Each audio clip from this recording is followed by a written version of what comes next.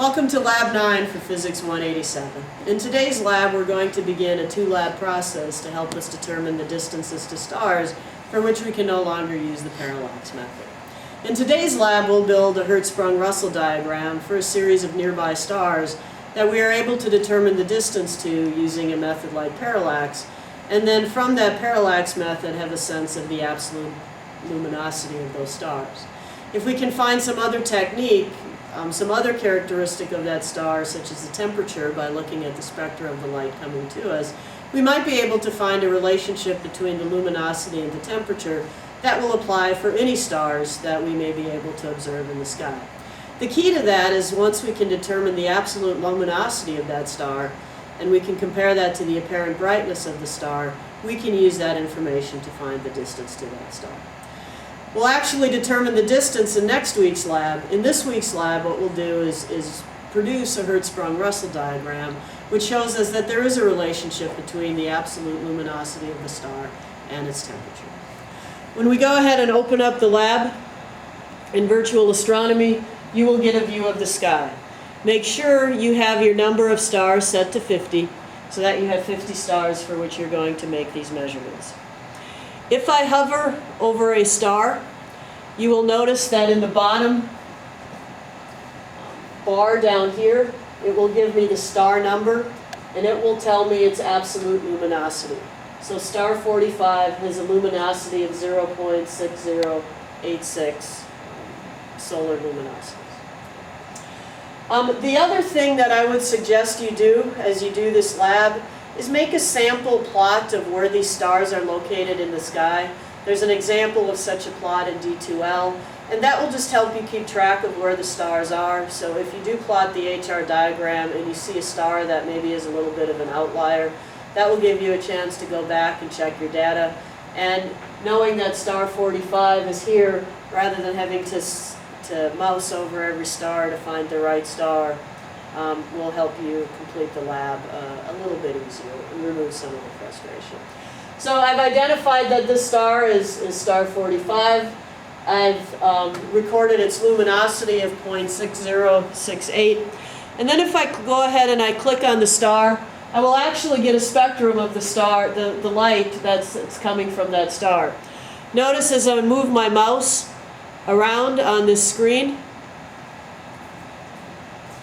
this bar down here will tell me the wavelength of the point on this graph where my mouse is located. We know that there's a relationship between the wavelength where most of the light is produced and the temperature of that star, which is called Wien's law. And so what I need to do is I need to just simply mouse to this particular point and record the wavelength where this light is producing, where this star is producing most of the light, and specifically the peak wavelength occurs at about 584 nanometers. And so for star 45, you would record the absolute luminosity and you would record the peak wavelength. There's also a spreadsheet provided for you in D2L that will help you keep track of these calculations. Now we do know the relationship between the temperature and the peak wavelength, and that's just represented by Wien's law.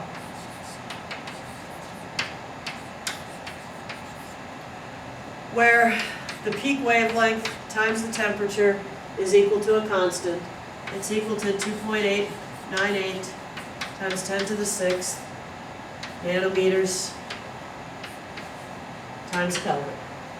So if you want to find the temperature for the star, all you need to do is take this constant, 2.898 times 10 to the 6th nanometer Kelvin, divide by the peak wavelength that you've measured in nanometers, and you will have a value for the temperature of the star. Again, your spreadsheet is set up so that when you enter the peak wavelength, it will actually calculate the temperature for you.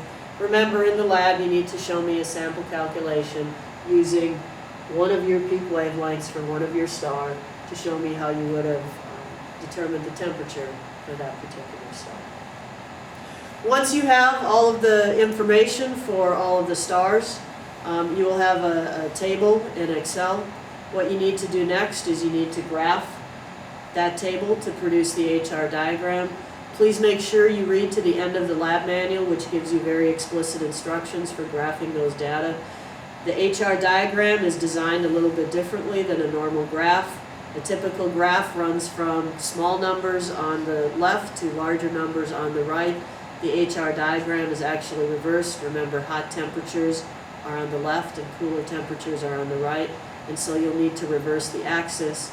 And then because the luminosities of these stars vary so much, we typically plot the vertical axis on a logarithmic scale so that we have the ability to distinguish between very bright stars and very dim stars. Once you've made those two changes to your graph, it should look very similar to an HR diagram.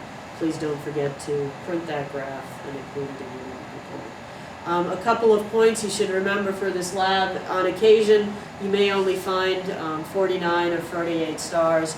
That's just fine. If you have a missing star, just delete the data from that row so you aren't plotting an unexpected number that might skew your graph a little bit. If you have any questions, please email me. Good luck with the lab.